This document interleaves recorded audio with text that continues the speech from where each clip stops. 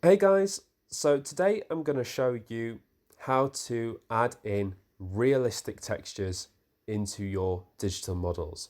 And in this session, I'm going to be showing you how to use Vray for SketchUp to do that.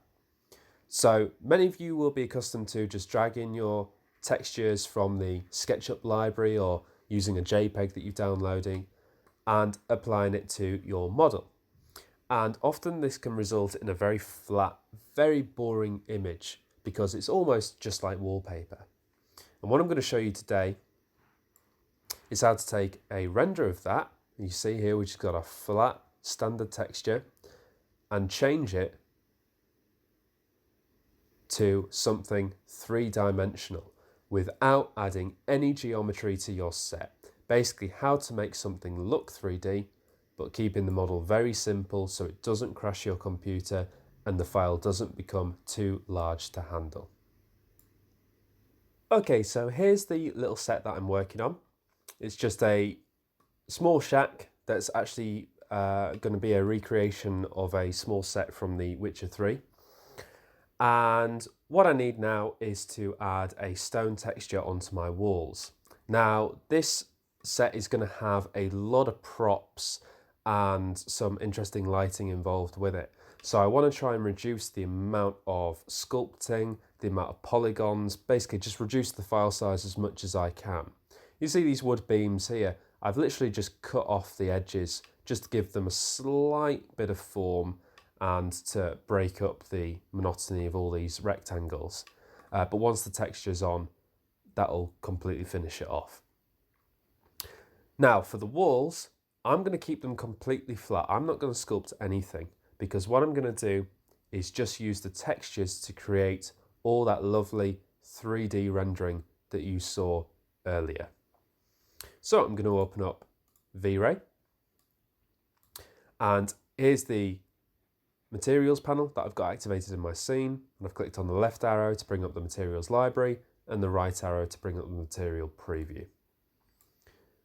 Now, of course, if I go to the materials library, you'll see that we've got some stone textures here, but nothing's really working for me. Nothing here is exactly what I want to go for. Also, I don't want to download a JPEG and just stick it on like wallpaper because it's not going to look as realistic. Instead, I'm going to use a PBR texture, which basically is a load of texture maps layered on top of each other to create all these wonderful realistic effects. Now, if I go into my documents, here I have a wall texture that I quite liked that I downloaded from, I think it was Polygon. It was either Polygon or Megascans. And I've got all these lovely texture maps which I can layer up to add it's incredible the result that you get. Now, how do I bring those into Vray? What I'm actually going to do is I'm going to get rid of the material menu and I'm going to go to create. And I'm going to click on generic and drag it over into my materials panel. And you see I just get this matte grey. You know, it could not be more dull. Well, we're going to jazz it up. First thing, I'm going to call it stone wall. And we need to start bringing in our texture maps. Now, every time you add one of these maps, you're going to be clicking on one of these. You see this little checkered square. If you hover over it, it'll say texture slot.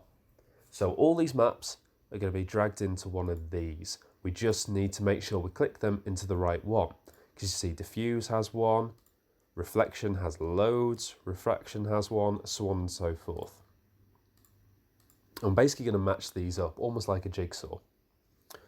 So first thing is we are going to add one to the diffuse layer. Diffuse is basically our texture, you know, the JPEG that we want to avoid from SketchUp or Blender or what have you. Well, we're actually going to add one of those first. It's going to be the base of it. So I'm going to click on diffuse. I'm going to click on the texture slot even, and I'm going to click on bitmap. And here we go, here's all my textures. So first thing is, well, you can pretty much guess which one the image is because it's the one which actually looks like how you want your texture to be. It's normally called a colour layer. So it says COL, that's our layer. In some textures, you get two options when you download it. You'll see it in the folder. So we've got variant 1 and variant 2. I'm just going to click on 1, click on open, and there's my image. Happy with all of that. So I'm just going to click on this back arrow down in the bottom right to take me back to the material settings. And you can see it's updated it already. And it's exactly how I'd expect. It's completely flat. Now, before we add any more, I'm going to actually apply it to my rock wall. So this is one of the quirky little things that you need to be aware of when applying your custom textures. Is I need to click on the layer, a group, sorry, double click to open it. I'm going to apply that texture to this whole wall, in fact, so I'm just going to triple click to select it all. Get my texture, right click, apply to selection. And you can see it's not scaled properly. Now, fortunately, we can just go into SketchUp, right click, go down to texture and go to position to change that. And I'm just going to drag on this green icon here to resize it. Brilliant, happy with that. So I'm going to get my paint bucket tool, hit Alt on my keyboard or Option if you're on Mac. See, I get my little dropper tool because I'm going to select that texture, go back to my select tool, triple click to select everything, and then paint that rescaled texture. Now, this is the weird thing.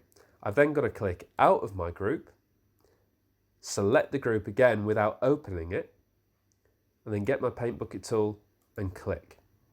Nothing happens. But all these textures and all these amazing things we're going to be doing will only work if you apply the texture on the group and then you open it and apply the texture within it. It's so strange, but that's the only way you can get it to work. The other thing you need to be aware of is that this will only work if you've only got one type of texture within that group. So if I open this group and say I added a wood texture to this wall here, it wouldn't work. And that's actually got a very good reason behind it, is because all these different maps are going to then be interacting with each other. It's going to cause all sorts of problems. So it's actually a really good thing to separate all your objects into what material is being applied to them. Sounds complicated, but in this case, all I need to do is make sure the rock wall is one group, and then all of the wood is a separate group entirely, which you would kind of do anyway for this set. Now we're all good to go. There's nothing awkward now. That's the only awkward thing, and we've dealt with it. So let's go back to our texture. Let's add a bump map. Our bump map is what enables our texture to interact with lighting. So for example, if I have a light source to the left of this set, all the left-hand edges of these rocks will be highlighted with light. If I have a light source on the right of the set, all the right-hand edges of the rocks will be highlighted. And the texture is still completely flat. So we get interactive lighting on a completely flat texture. And that's one of the things which Vray can do to trick us into thinking it's actually three-dimensional. So I'm going to click on bump, and where it says mode/map, see I've got bump map here, and I'm going to click on the texture slot, go to bitmap, it's always the same thing. And we've got no bump map. A bump map is black and white. However, we can add a normal map, which is NRM here. You can see it's usually got this weird blue tint to it, and that's because that creates interactive lighting by using an RGB JPEG. You see here, if we actually double click, there we go, we've only got red, green and blue in that image. It's just a different way about it. There's nothing wrong with it at all. So if you see a bump map, load that in. If you don't, load in the normal, the blue texture. Back arrow. And it makes very little difference. And that's because our texture is still technically flat. In fact, if we render this, if I just click on the teapot, and see what we get. See, it still appears pretty flat, as though we have, just added in a normal SketchUp texture. Now you can see what the bump map's doing here. You see all this kind of, well, I suppose rocky texture.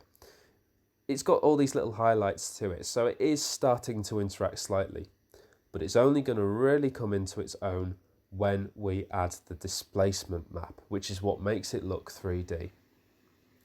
What I'm going to do to help explain all this is I'm going to activate history. Going to turn it all on. Wonderful. You see I've got all these preloaded textures, which I'm just going to delete, so we can start completely fresh. So I'm going to render this.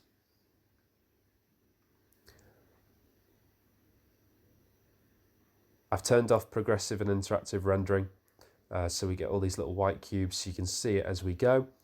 I've done another video on Vray rendering which explains all of this. If you are confused, go and check that out. There we go. There's my render. What I'm going to do is I'm going to go to the bump layer. I'm just going to turn it off. Then I'm going to do another render.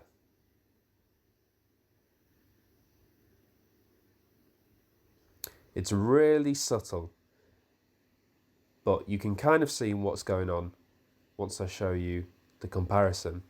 And when we add the displacement map, it's going to take it up to a whole new level. So don't think the bump map or the normal map, depending on which you're using, is useless. It's absolutely not. Wonderful. So there's our first image. There's our second. You see, if you look at this area here, there we go. There's our bump map, just bringing in that texture, bringing in that light, interacting with it.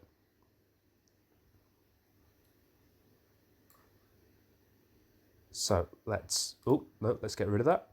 Right, let's add our displacement layer. Now, if we go through all these, diffuse, reflection, refraction, opacity, bump, binding, there's no displacement layer. We just need to add it because not all textures have displacement maps. For example, wallpaper won't because it's flat. So we can easily add it by going to these three little icons in the top right, and the middle one, it says add attribute. Click on that and there's our displacement. Here it is. I'm going to activate it, drop down menu, and we've got our familiar checkered box, our texture slot. Click on that, add a bitmap, and we have two displacement maps available. And because I clicked variant 1 on the color layer, I'm going to click variant 1 on the displacement layer. Click open. Wonderful. This black and white image is actually almost identical to how a bump map would appear. Okay, so that's what you'd be looking for if you were using a bump map. I'm going to click on the back arrow. See the difference? Suddenly, our texture becomes three-dimensional. In fact, if I go to the displacement panel and I change the amount to 6, take a little bit of time, see the difference it's making. The displacement map is what kicks it all off. Remember, our wall is still completely flat, but it looks three-dimensional. It renders 3D. So this is the way to really do rendering. If you want to go pro, this is what you need to do, because we keep our file really light, really easy to work with, because it's only got a couple of faces here to deal with. If we sculpted each rock, it would send the file size going astronomical levels. It really would. And it's probably the majority of the reasons why people's systems start crashing. Instead, keep the geometry simple and just do a really good job of it rendering. Yeah, the render may take, a few hours, might even take a day if you're really whacking up the settings, but I can guarantee you'd save that time as opposed to your system crashing and losing your work. I'd rather do a much better render. Okay, let's bring that value down. Let's take it down to, let's go for 3. See what we get. It's kind of hard to judge because remember this is the little preview shows our texture really small as opposed to how we've scaled it up here. So we won't really know until we render it. And let's do that now.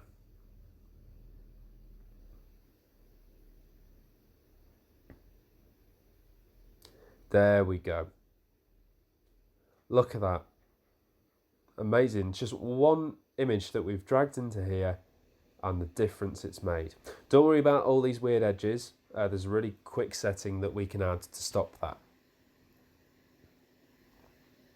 So there we go. I'll let that render. You can see it's taking a little bit longer. You can see here the bump map coming into its own. Combined with this, let's say 3D texture map, really exaggerates all the shadow and the lighting, obviously. And it's just fantastic. So we'll let that finish off. Now, if you hadn't applied the texture to the group and then opened the group and applied it to everything, you wouldn't be seeing this now. So that stage is really crucial.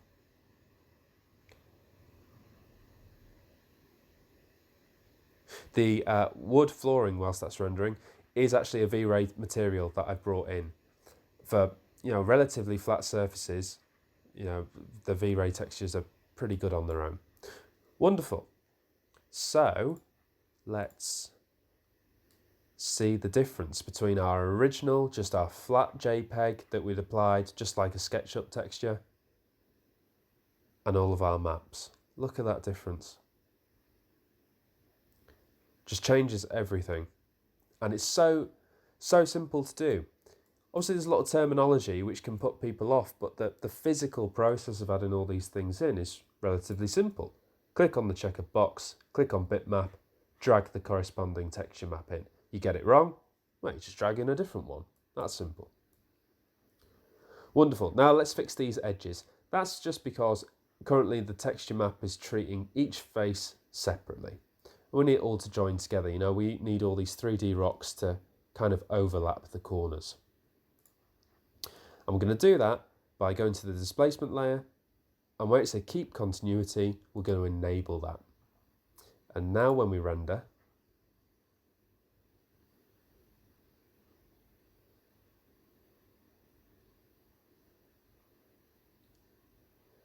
it overlaps around the corners. Now currently I've got just the standard environment lighting, so it's flushing this wall out a bit so it doesn't look as great as it could do. I'm going to put a little fire in the centre and it's going to look fantastic. You can see on the right here, that's more what we're going for. So do be aware that your lighting, just as ever, is crucial. Even with all these fantastic textures, the lighting can kill it ever so slightly. See on the left here, just flattening it all out. But on the right, yeah, it's looking good. Can always bump it up. So let's actually stop that. Let's increase the amount to, well, let's try 6, who knows. And click on render. This will probably be too much, but hopefully it will show you one thing you've got to look out for.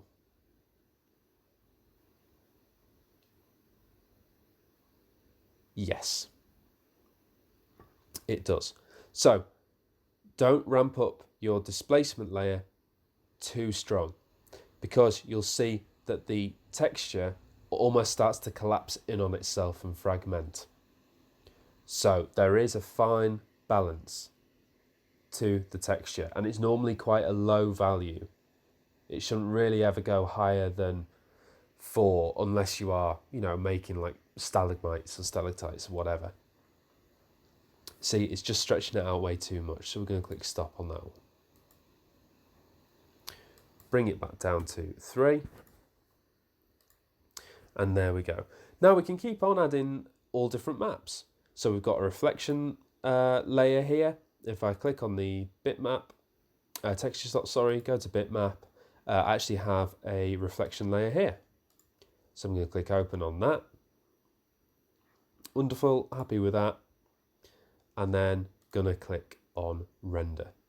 And it's just going to give those rocks a slightly glossy tint. It's not going to be that strong at all. But again, it's just adding another really brilliant layer to it. If I wanted to make it all really glossy, I would actually just go to the very top right here, add layer, and add a reflective coat. But if I do that with this particular texture, I imagine it would send the render time through the roof. So I'm not going to do that.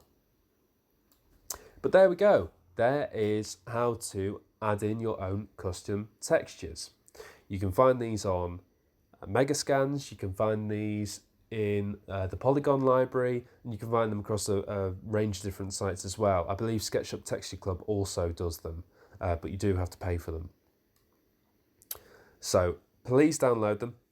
It's nothing complicated. You're just dragging and dropping, playing around with all these sliders to see the effect you've got, and the difference this will make to your renders is just staggering. It's very much worth your time doing.